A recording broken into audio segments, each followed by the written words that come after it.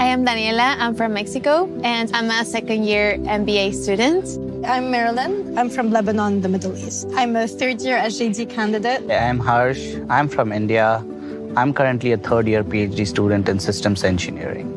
A professional degree is a growth opportunity. It's a degree you would want to pursue once you're done with your undergrad studies. Professional degrees are diverse in the United States. There's a lot of fields to choose from. I love studying a professional degree in the US because I love being in a country that values education and values intellect, and that will give you opportunities when you try and when you work hard. And I love being in a country where I feel hopeful for the future. The best advice I received when I was deciding for my program was to be authentic during the process. And the person who gave me this advice, it was actually my Education USA advisor. I am very grateful with Education USA because otherwise I don't think I would be here. So my professional degree is in systems engineering. I learned a lot of practical experiences from my program, and my professional degree is helping me gain the base knowledge that is applicable to multiple fields in the industry. The doors that an MBA opens in this country are way more and very different from the doors that they were open in a different place. The opportunities that I've gotten from studying here have advanced my career immensely in a very short period of time.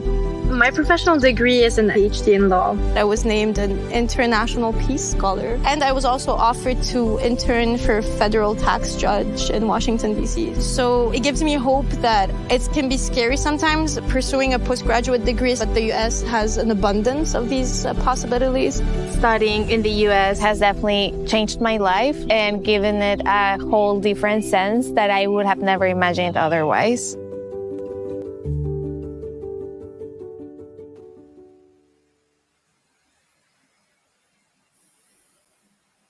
Hello, everyone. Thank you for joining us today. For those who are live with us, for those who will watch us later, don't worry, the whole video will be on our channels. So feel free to leave your questions in the comment section below.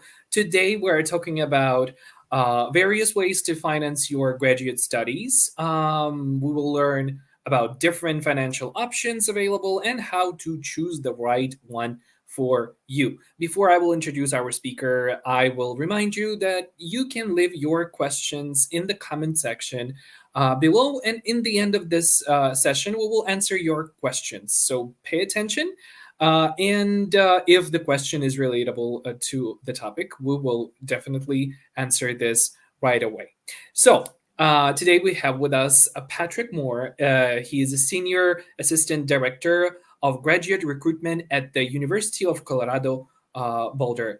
So he's now in his 6th year of working in graduate admissions at CU Boulder, and has worked with thousands of applicants from all over the world. So very, very interesting speaker for you today. Patrick, thank you very much for finding time for us and for our audience.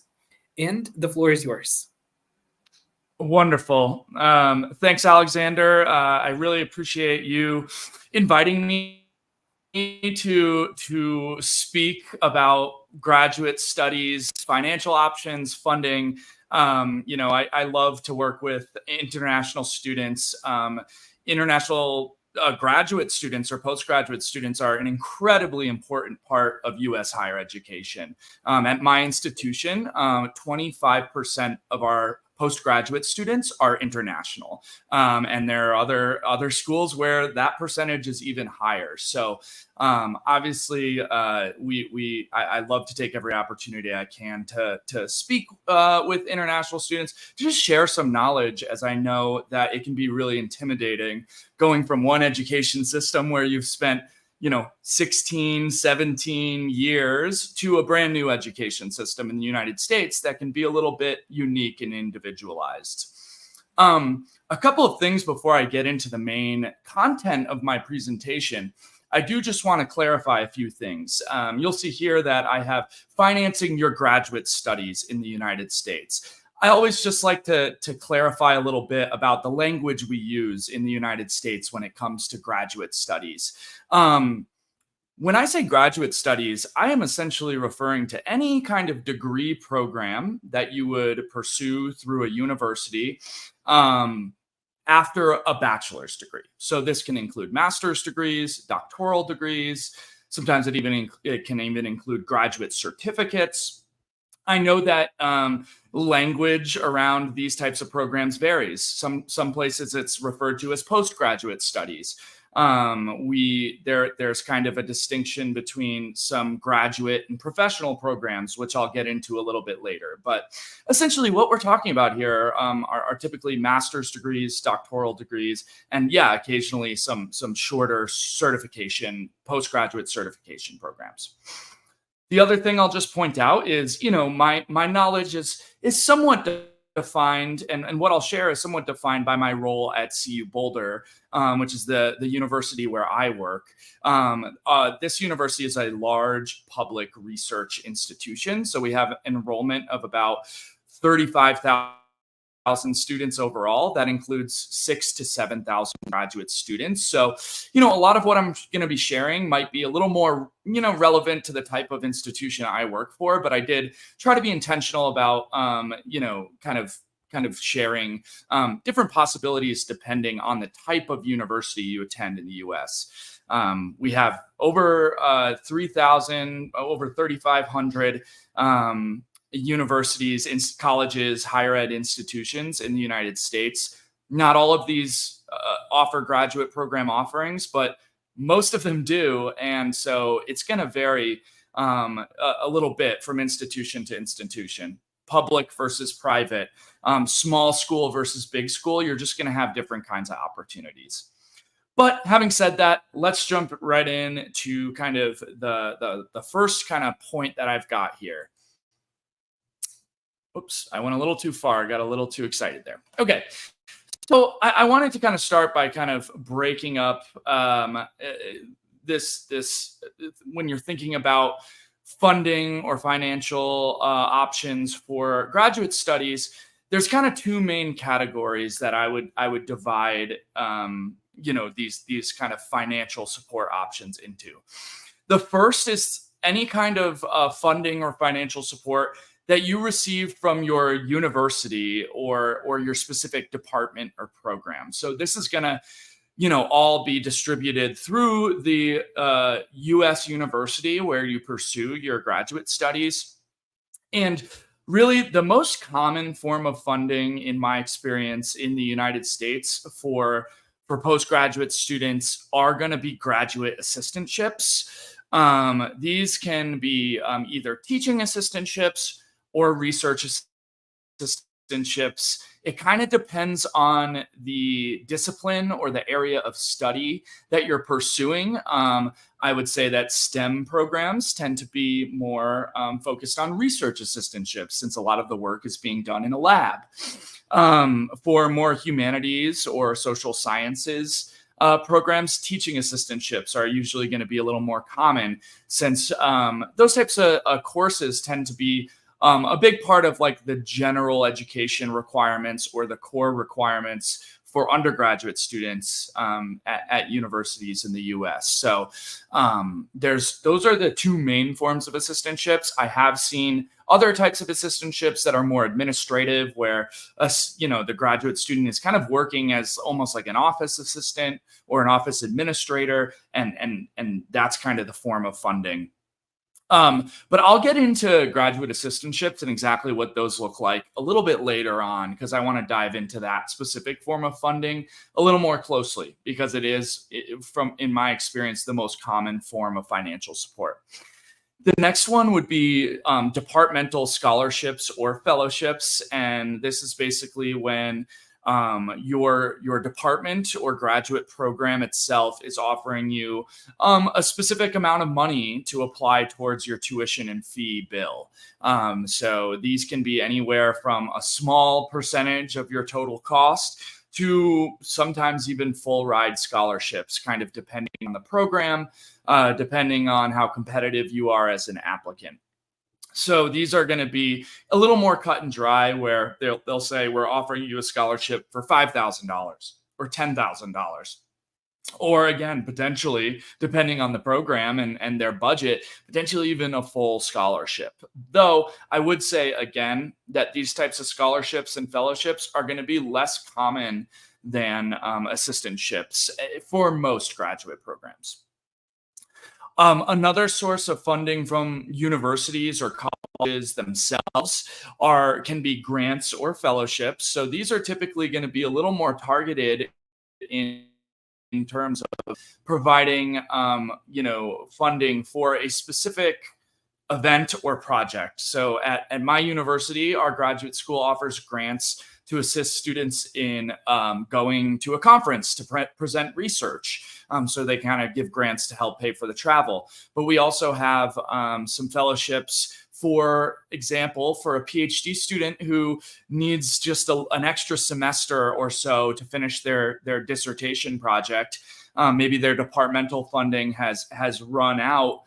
We give dissertation or thesis completion fellowships, where we're basically covering the cost for that final semester of a student's graduate program.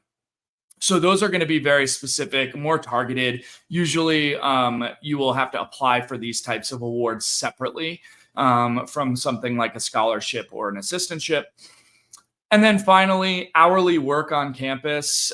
This is, at large universities especially, most offices or departments will have student workers to assist in a lot of the work and the tasks. My office specifically employs probably close to 40 or 50 student employees at this point.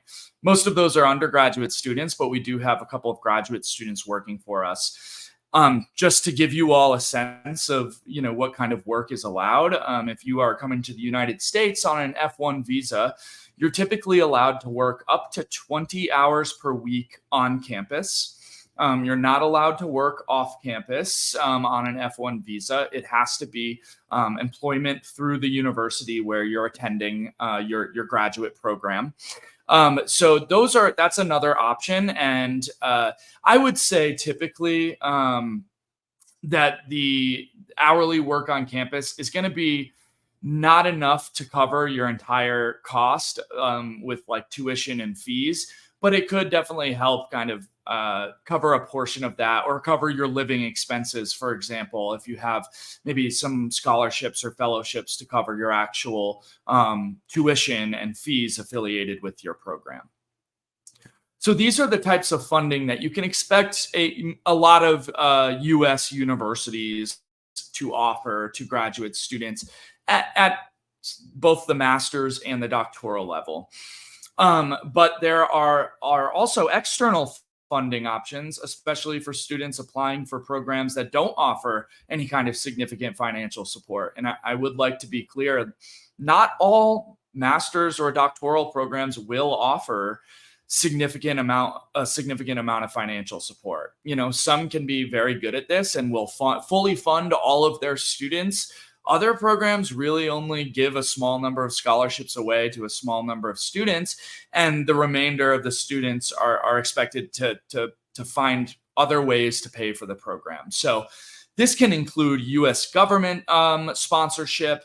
And the main thing I'm thinking about here are Fulbright programs, which are programs sponsored by the U.S. Department of State. If you have any questions about this, definitely connect with your Education USA office in your region to learn more about what Fulbright opportunities might exist. But these can include kind of full funding for typically like two years for a master's program, potentially a little bit longer for a doctoral program, and will cover kind of the total expenses usually associated with a specific graduate program. So definitely look into, what your local embassy, Education USA office can kind of offer in terms of Fulbright opportunities. Aside from the U.S. government, there are many other governments that offer significant financial support for students to pursue graduate studies. So there's a number of countries whose ministries or departments of education will actually pay for their citizens to go study in the United States. I know here at the University of Colorado Boulder, we have many students from Saudi Arabia and the UAE who are government sponsored. We have received some government sponsored students from Pakistan, from Indonesia. So there are a number of countries out there where you can have, you can apply for your country's government to potentially pay for your graduate studies. So that's another thing I think your Education USA office is a really good resource for. And then, beyond kind of those types of government sponsorships, employer tuition benefits, we have some students whose work is paying for them to go to school in the US. Those are pretty rare, but I know they do exist out there. There are international student loans available, both through banks in the United States and banks outside of the United States. I'm not going to provide any names of lenders just because I don't want to appear to be like preferring one specific institution over the other. But you can do some Googling and figure out, who might be where you might be able to go for a source of loans. And then finally, there are just hundreds, if not thousands, of these third-party scholarships or fellowships that exist. These can come from nonprofits or non-government organizations, professional organizations, academic organizations, basically looking to kind of advance their organization's mission by providing some kind of financial support for students. So there are some really great resources out there for kind of looking for these. IEFA is a organization that kind of compiles financial options for students. You can enter in, where you want to study, what your nationality is, what discipline you're studying, and they can tell you kind of what your options are there. So always be sure to look for options outside of the university as well. Even if the universities that you're applying to offer significant funding, if you can get a government sponsorship, for example, or employer tuition benefits, that's a really big benefit in the admission process, because all of a sudden the department's looking at you and saying, oh, this is a student who is bringing their own financial support. We maybe don't need to worry about funding them for the first year or the first 2 years. That makes it a much easier decision for the department or program to say, let's admit this student. We don't have to, carve out some money in our budget to support them until maybe, down the line, year 2 or 3. So that makes that decision a little bit easier. And so that can help you in the admission process. So I do want to kind of get into the weeds a little bit here. There are kind of 2 main categories of postgraduate programs in the United States. And the video played at the beginning of this session kind of hinted at this a little bit. But in the US, there is kind of a distinction between what we would call kind of traditional graduate programs and professional programs. And the main difference is graduate programs are typically training you to become an expert or a researcher in a specific academic discipline. So a graduate program might be a PhD in chemistry, a master's degree in Spanish language. It could be a Master of Science in computer science. So kind of those more traditional academic disciplines. They typically are going to have some kind of emphasis on research, usually either through a thesis or a dissertation project. Whereas professional programs are more catered to a specific career field. So they're not really preparing you to be a researcher. They're not really preparing you necessarily to be an expert in a specific academic discipline. They really want to give you the skills, knowledge, and qualifications to pursue a specific professional career. And so the most common professional programs in the United States tend to be medical schools, MD programs, law schools or JD programs, or business programs, MBA. Those are postgraduate programs that are specifically preparing you for a very specific career in a very specific field. Maybe less so for the business MBA. You can kind of take that and use that in multiple fields, but it still does have that kind of professional component to it. So there are going to be different kinds of financial aid options for these different types of programs. I would say for the more traditional graduate programs, you're more likely to see graduate assistantships, especially at the PhD level. Graduate assistantships are basically offered to most PhD students at any university, in my experience. There's departmental fellowships, which we talked about, grants and fellowships from a graduate school or a grad studies office, like we discussed, U.S. or foreign government sponsorship, hourly work. Basically, all of the options I discussed in the last slide would be available for students pursuing graduate programs. Though again, it really depends on the department, on the institution, on the budget for your specific program. For professional programs, you're much more likely to see financial support come in the form of scholarships, employer tuition benefits, loans, hourly work on campus. So you can see really that there's a smaller number of opportunities for those professional programs. So if you're planning on applying to a law program or a business program, I would just be prepared to see less financial support options. Now, that's not necessarily true. There are some really, really great, business schools and law programs that can provide full scholarships and really provide a lot of financial options. But those tend to be the top tier, super competitive programs that are just going to be more difficult to get into, frankly. So I wanted to kind of loop back around a little bit on assistantships and how these work. Because in my experience, these are the most common form of funding for graduate students, and frankly, typically the most comprehensive form of funding. And what I mean by that is I would say a lot of assistantships will literally cover the entire cost of your program, meaning the tuition, your student fees, living expenses, so rent, groceries, bills, doctor's appointments, all of that. Sometimes they even include health insurance. So breaking down what an assistantship actually is, the way I find the best way I can provide to describe these are they're kind of a work-study arrangement with an individual department or program, meaning the student is going to work for their department or graduate program, usually, like I mentioned, in a teaching capacity or a research capacity. It's a teaching assistantship would usually involve kind of working under a tenured professor who is teaching a course to undergraduate students. And a teaching assistant might assist with things like, grading, leading specific lectures that they're kind of very knowledgeable in, holding office hours, doing like tutoring with individual students who need some extra assistance.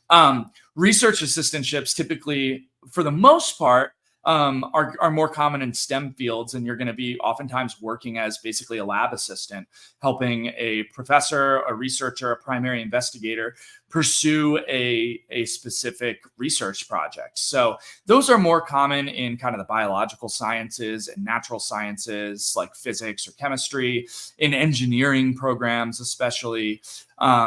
You'll see some social sciences programs like psychology or economics or political science occasionally be able to provide a research assistantship, but I would say they're typically more common in the STEM areas. These assistantships typically require 10 to 20 hours of on-campus work per week on average. Sorry, I should have clarified. That's per week. So like I mentioned, students on an F1 visa are going to be limited to 20 hours of work per week on campus. So these assistantships actually, are not an issue for international students. They're provided to international students as well as domestic students. At my university, we do not distinguish at all based on nationality. It's really based on how competitive of an applicant are you.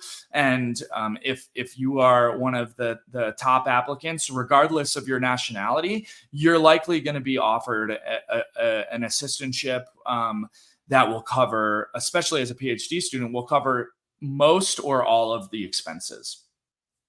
So what the compensation or what the actual money looks like for these is they typically include a waiver or discount on tuition or student fees. At my university, if you work 20 hours a week, we call that a 50% assistantship, because a full-time job in the United States is 40 hours. You're working 20 hours, that's 50% of full time. If you are working that maximum 20 hours a week, we're going to waive all of your tuition and fees, which means it won't even show up on your bill. The department is paying that cost for you. And so, there are some instances where maybe we're not covering the total cost of tuition. Maybe we're waiving a certain number of credit hours, maybe up to 6 credit hours for working, 10 to 12 hours a week. But if you're working the maximum 20 hours, you're going to have a full waiver up to, 18 credits, which is more than most grad students would ever take. The other important component of assistantships, they usually include a stipend or a monthly salary that cover kind of basic living expenses. So these are intended to cover things like your monthly rent. If you're renting an apartment in the US, I would say it's more common for graduate students to live off campus rather than in residence halls or on-campus housing. Again, that's my experience. That's certainly the case at the University of Colorado Boulder. But even when I was a graduate student at a smaller school, everyone lived off campus. No one had any kind of on-campus housing. So usually you have a stipend to help cover your rent and monthly living expenses, and the amount of that stipend will kind of depend on where the university is. A school in Boston or Los Angeles is going to have a really high stipend because those are really high cost of living locations. A university in South Dakota or I don't know, Kansas are probably going to have lower stipends because the cost of living is lower. So it's always important to note that the amount of those stipends is not based, necessarily on, whether the school is, has more money. It's based on how much does it cost to live in this place. So that's another important thing to always keep in mind as you're looking into graduate programs. It's really expensive to go to school in New York City and San Francisco and, Washington, D.C. These are the most expensive cities in the U.S. And so graduate studies are going to be more expensive, but hopefully you're going to get more financial support from those universities. And I will say, assistantships are typically most commonly awarded to PhD students. But at a lot of schools and a lot of programs, they can also be available to master's students. It kind of just depends on the department, how many undergraduate students they have to teach, what their research portfolio and research budget is. So there's kind of a lot of complicated factors that go into understanding, who will get funding at a specific school. And that'll kind of lead me into some of our best practices here before we move on to questions. So some of my best practices: always look for funding opportunities outside the university or program. Even if you know that the universities you're applying to, let's say you're applying to PhD programs exclusively at a bunch of, big research universities, if you're admitted, you're almost surely going to receive an assistantship or a significant funding package. But again, if you are bringing some of that funding and maybe the department only has to fund you for 1 year or 2 years or 3 years versus 5 or 6, that's just going to be more incentive for that department to admit you. So you should always look for those opportunities, even if you're planning to apply to programs that typically fully fund their students. Always contact someone in your department or program of interest, just to get a better understanding. Websites can be really helpful. They don't always share the full story. For example, they might say teaching assistantships are available. Well, how many are available? What percentage of students get teaching assistantships? You want to make sure you understand that. So if you're applying to a program that admits 200 students, but only offers financial support to 5 students, you want to know that going in and be able to find backup options to pay for that program. Don't assume every school or program will offer comprehensive funding. Again, it's really going to depend on the institution, on the university, but even more so within a single university, different departments might offer different forms of funding. So here at CU Boulder, we have basically all of our PhD programs will offer a full funding package to their PhD students. But for master's programs, for example, I know that some of our biological sciences and humanities programs offer assistantships, but a lot of our other master's programs do not. So you just want to make sure you understand that that funding varies from department to department, as well as from school to school. Be careful and be smart with loans. Loans can be great if you are really driven and you know exactly what your path is. You're going to want to really spend some time looking at what the average starting salary in your field is to get a sense of what am I going to start making after I finish my master's or doctoral program? What's my average salary for someone with my degree? Based on that, is it worth taking out a loan to pay for this program? Or what is a smart, what's a reasonable amount of loans to take out for a given program? That's a really tricky conversation. It's something I'm always a little uncomfortable, kind of talking about with students, just because I'm an admission counselor. I am not a financial advisor. So it would be helpful if you can get some financial help about that. Maybe talk with a financial advisor if you have that option. But you just want to be smart. You don't want to put yourself in a situation where you have really tough interest rates and your loan is getting, the money owed is getting bigger because of a high interest rate and you're not paying it off fast enough. So just be especially careful if you're looking into loans to pay for your graduate studies. For example, I would not recommend taking out loans to pay for a program in, let's say, and I'm not trying to slam any specific discipline, but in fine arts or film or social work or education. And the only reason I say that is these are typically not degrees that necessarily lead to super high paying jobs. And so using a loan to kind of get those degrees to then have like a lower starting salary might not be the best move.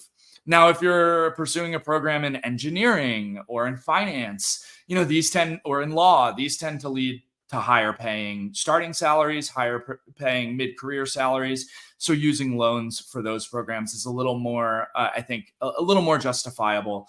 But again, it absolutely depends on your interest rate, terms of the loan, cost of the program, reputation of that school. All of these need to be a factor when considering if it's worth it.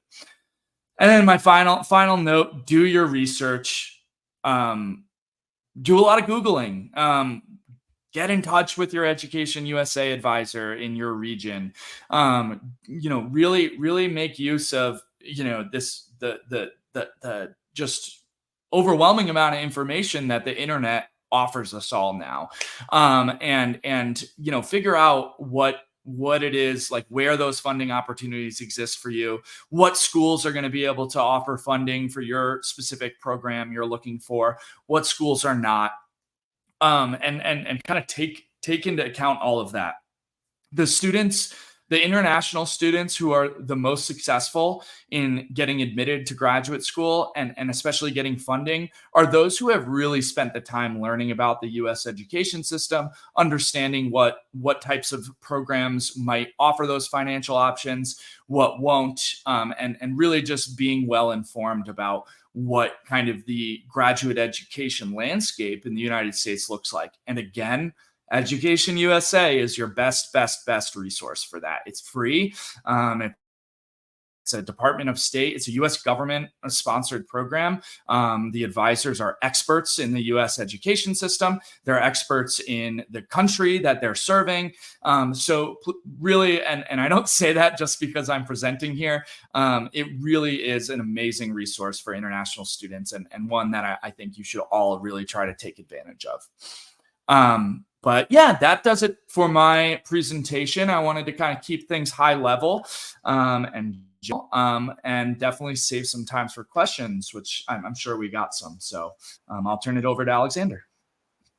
Thank you, Patrick, very much for your presentation and, of course, for mentioning us as one of the sources of information. That's true. And once again, thank you for insightful info. So we have questions from our audience, those who left it before and those who are watching us online. So let's start with those who are watching us online. So one of the questions is it true that programs from some fields of study are financing more than others? If so, then what are the most and the least financed? Yeah, that's a great question. Yes, Yahor, it is true that some programs and some fields of study tend to have a lot more funding options than others. And I touched upon that a little bit in my presentation, but just to provide a little bit more of an in-depth answer there, I would say like biological sciences, natural sciences, those STEM fields tend to have the most financing options. There's a lot of money in those industries in the United States. The biomedical industry, the private healthcare industry in the US kind of drives a lot of that. But also there's just so many different research opportunities in those fields from government organizations, universities, private companies like pharmaceutical companies, if you're chemistry or biochemistry. So in general, I would say STEM programs, but especially those biological sciences and natural sciences programs. Engineering can be a little more of a toss-up. I would say, at my institution, we fully fund our engineering PhD students. We don't offer much funding to our master's engineering students. So for some fields, it kind of depends. The other fields that I tend to see more financial support for are actually things like the humanities. So if you're, doing a master's in English or Spanish or history, these are courses that most undergraduate students at most universities have to take some of these courses, even if they're majoring in a completely different subject, which means there's a lot of students in those classes. They need extra help to manage those large class sizes. And so there's more opportunities for teaching assistantships. So at my institution, even our you don't think of kind of humanities programs as being super well funded, just because they tend to be a little less like career. There's less like clear career paths outside of education. And I'm a former humanities student myself, so I don't say that in a critical way, but they offer kind of a different set of kind of advantages and kind of outcomes typically, but you can oftentimes find teaching assistantships in those jobs.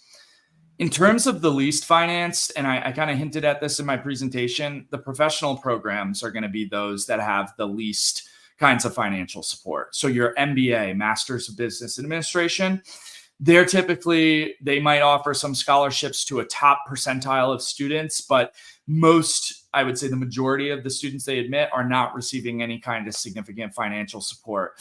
I would say same goes typically for law school and med school. Like they really have a number of scholarships that are very good, but really for those top maybe 5 to 10 students in a cohort of 150. So I think those professional programs have less financial options in terms of kind of what like scholarships, fellowships, assistantships. That said, like I mentioned, those are programs where maybe it's a little more feasible to take out a loan, because those are tending to place you in really, good careers, well-paying jobs. And so I think that's part of the calculation is, all right, maybe I won't get as much from the university. Maybe I should look into some loan options. And based on what I expect to be making when I graduate, based on that research that you really need to do, I maybe am less concerned that I didn't get a scholarship or a fellowship, and I have some other options of paying for this. Okay, thank you. We're going forward with questions. So, hello, in general, what criteria are taken into account when granting funding for master's program? Yeah, I mean, I think typically the criteria used for awarding funding, whether that's for a master's program or a doctoral program, it's typically the same criteria that is being used for making admission offers. So it's kind of like with a lot of programs, they know they have a limited number of spots. Maybe they have X amount of spots for PhD, Y number of spots for master's students. And basically they are looking at their pool of applications, and they're trying to rank those in order of most competitive to maybe least competitive. The folks who are the most competitive and on the top of that list for admission are also going to be the ones who are most competitive for funding. At my university, we use holistic review, which means we take into account a pretty wide range of factors. What was your undergraduate GPA? Are you coming in? Was your undergraduate education at a particularly competitive or rigorous institution? What type of courses did you take? How is your GPA in your major courses versus your non-major courses? Those are just a couple of things we look at in terms of academic credentials. Then we're looking at professional experience, any research experiences you had, leadership opportunities. If you led a student organization or a student club, if you're presenting at conferences, we're really looking at all of these. Your letters of recommendation, your career goals, all of these are important factors to consider, not only whether you're going to be able to succeed in the program and pass your courses and get what you need out of the program, but whether it's a good fit and whether we're going to be able to support those goals. So for us, it is a holistic review. There are some times, like if you're being considered for teaching assistantships, they're maybe going to pay a little more attention to your English proficiency scores, because they want to make sure there's you're proficient enough in English to basically work with undergraduate students. But again, that's usually baked into the admission process. You're not going to get admitted to our university if we don't feel like you're proficient in English. And so, that's usually kind of already included in kind of those admission considerations. But the other things that can be taken into account are just, some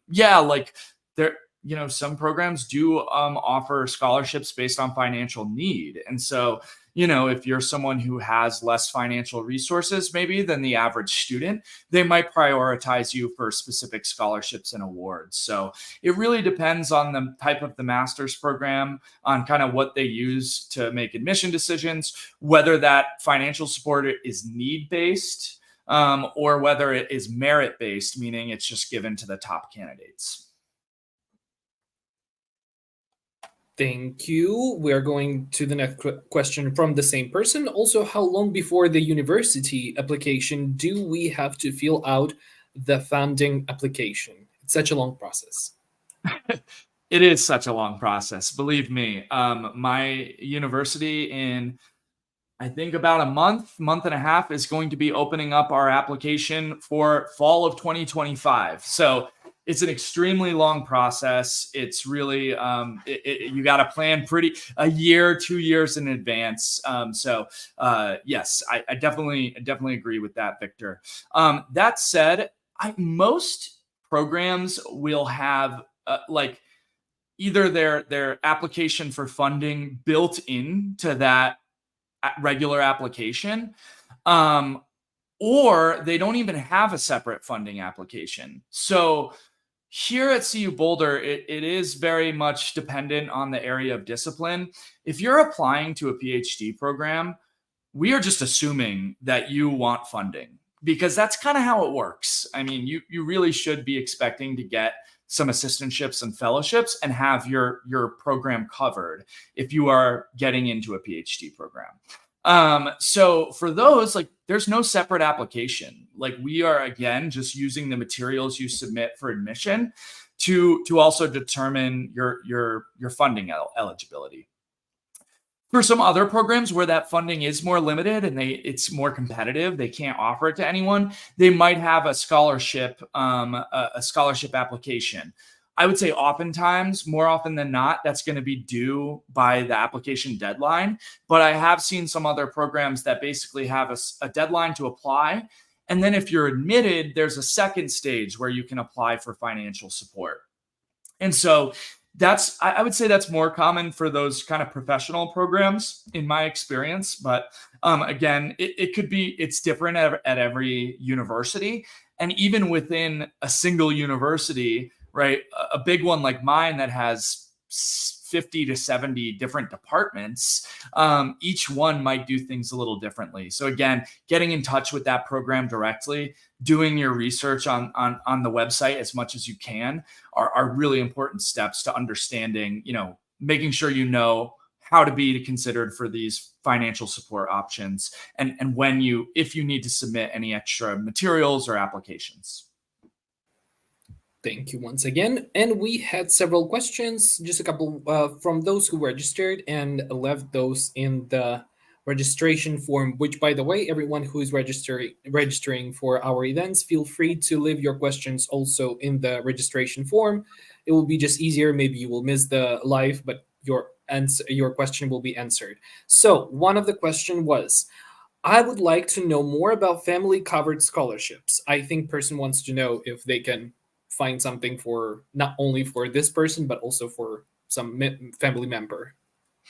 Yeah, so I'm interpreting this as they're looking for scholarships or for financial support, not just to support themselves, but also to support family members that they would be bringing with them. Is that how you're reading that, Alexander? Me too. I think like maybe a child that they're coming with. Yes. Maybe. This is how I understood this. So this is a great question then, and a really good topic, because, we understand a lot of folks coming, who are applying to graduate programs are adults with families, spouses, domestic partners, children. Typically, the financial support that you receive from a university is going to be intended to cover the student, and for the most part, only the student. That's not always the case, but typically when we're looking at, what kind of financial support we're able to offer, an international graduate student, it's pretty expensive to fund an international student. We have to basically be able to show the U.S. government that you are at least able to pay for your first full year within the United States. At our university, that means the department is usually paying, between the tuition and fee benefits plus the stipend and health insurance, we're paying about $70,000 USD for a first year graduate student if we're offering a full funding package. That's a lot of money. And so then when you add spouses, children, it oftentimes isn't feasible for us to be able to support those. So typically, there are some students who are able to basically bring, have enough extra money to bring some additional students, but or additional family members. But it's kind of usually going to be up to you to figure out how to pay for that. And just frankly, if you show up to a visa appointment and you're, you're saying, I'm going to study in the US, I also am planning on bringing my spouse and 3 kids, and you're only showing financial support for yourself, your visa is probably going to be denied. The short story is like, universities usually aren't going to give enough to cover an entire family. They'll usually just cover the student. There are some cases when the stipend is enough and you can get kind of I don't know, family funding from other places, but that is a challenge. It's usually just a little more of a barrier if you're trying to bring, a spouse, let alone children. Okay, thank you. And one more question. What are the tax implementations for international students receiving different types of financial aid in the States? Yeah, so you would, even though you wouldn't be a U.S. citizen, you'd be paying like your income that you're receiving from a specific program or a school, whether that's a teaching assistantship or a research assistantship, that's going to be taxed at like basically U.S. A specific set of U.S. income tax rates. So, you're paying U.S. taxes just like kind of anyone else who works in the United States, with a certain amount of your income being deducted. But for scholarships and fellowships, typically there are not going to be any tax implications for that. Those typically are considered education costs, and so you're oftentimes like not really needing to report that. You don't need to report that to the U.S. government, for example. But if it is kind of an assistantship, a work study kind of scenario, then you are going to be taxed just as a employee in the United States, even though you're not a U.S. citizen, which is kind of similar. The same way we would do income taxes for a permanent resident or a refugee who's working in the U.S. It's like just that's always going to kind of be a kind of reality if you're working.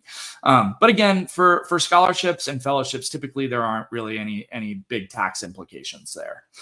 But yeah, definitely want to connect with the financial aid office too if you're getting scholarships. Just understand, like, do I need to put aside any of this money? Because it can vary depending on the type of award, whether it's a scholarship, a grant, a fellowship, in some places, and where that funding is coming from, frankly.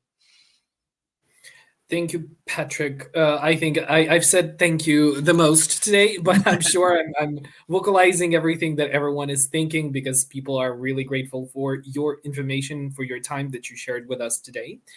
And thank you for those who were able to join us today. If you still have some questions, but you haven't managed to join us online, feel free to leave those questions in the comment section, and we will get back to them in written form whenever we will see the question.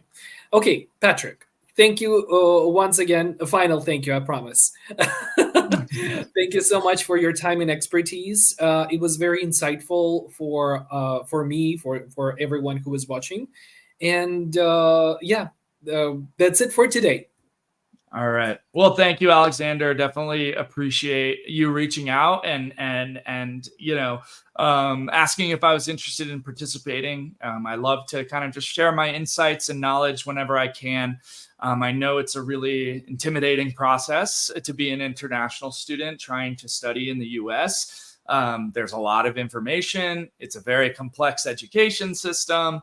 It might be very different from where you're coming from. So, take advantage, prepare as much as you can, get on the internet, do lots of Googling, and of course, connect with Education USA. I hope everyone got something out of this presentation, and can kind of use this to inform kind of your decisions moving forward.